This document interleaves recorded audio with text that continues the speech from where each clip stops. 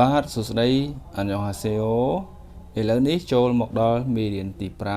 5គឺគេនិយាយអំពី Nalcha và Joel ការបរិច្ឆេទនឹងថ្ងៃនៃសប្តាហ៍មាន Joel ថ្ងៃនៃសប្តាហ៍ Varoil ថ្ងៃច័ន្ទ Vayoil ថ្ងៃអង្គារ Suyoil ថ្ងៃពុធ Mokyoil ថ្ងៃប្រហ័ស Kumyoil ថ្ងៃសុក្រ Toyoil ថ្ងៃសៅរ៍ Iroil ថ្ងៃអាទិត្យ Oche ថ្ងៃម្សិលមិញ Onil ថ្ងៃនេះ Nail ថ្ងៃស្អែកអូខេបន្ទាប់មកទៀត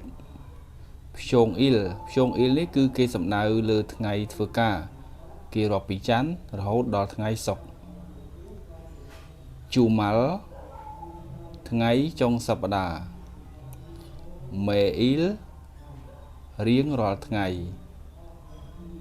ណាល់ចាខ្វាន់រ៉នអូហ្វីពាក្យតាក់ទងការបរិច្ឆេទជីណាន់តាល់ខែមុន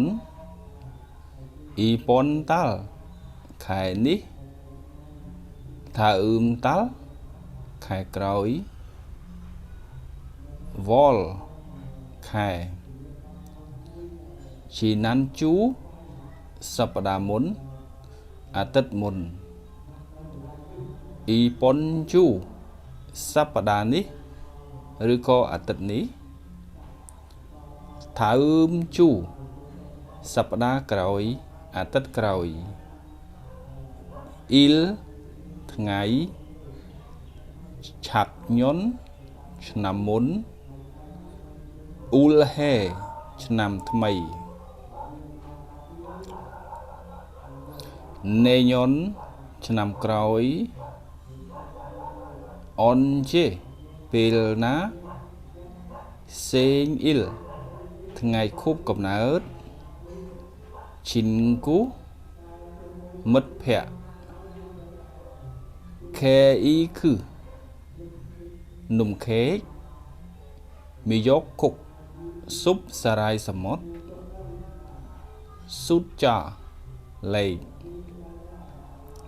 មានដូចជាអ៊ីលលេខ1អ៊ីលេខ2សាំលេខ3សាលេខ4អូលេខ5យកលេខ6ឈីលលេខ7ផាល់លេខ8ខូលេខ9ស៊ីបលេខ